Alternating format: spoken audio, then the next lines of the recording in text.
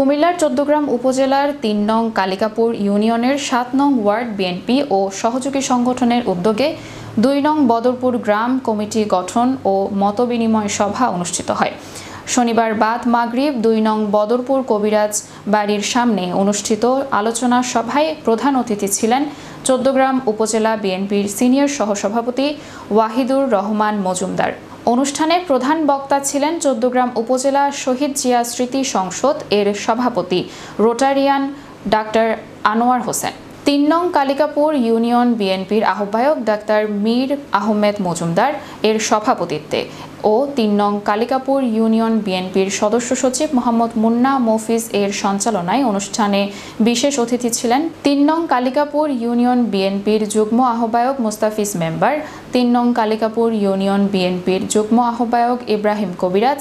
বীর মুক্তিযোদ্ধা মোহাম্মদ জাকির হোসেন, কালিকাপুর ইউনিয়ন স্বেচ্ছাসেবক দলের আহ্বায়ক ইসমাইল হোসেন, কালিকাপুর ইউনিয়ন বিএনপির নেতা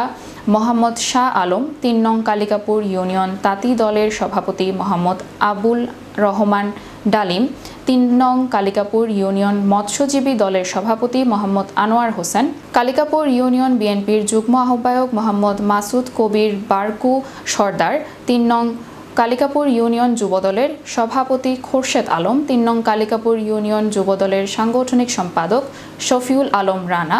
৯ নং ওয়ার্ড বিএনপির সাধারণ সম্পাদক ইলিয়াস হাজারি, স্বেচ্ছাসেবক দলের যুগ্ম আহ্বায়ক মোহাম্মদ নেসার উদ্দিন সহ ইউনিয়ন ও ওয়ার্ড বিএনপি ও সহযোগী সংগঠনের বিভিন্ন পর্যায়ের নেতাকর্মীগণ আলোচনা সভায় অংশগ্রহণ করেন এবং ২ নং বদরপুর গ্রাম কমিটি ঘোষণা করেন। কামরুল হুদা ভাই আপনাদেরকে সালাম দিয়েছে,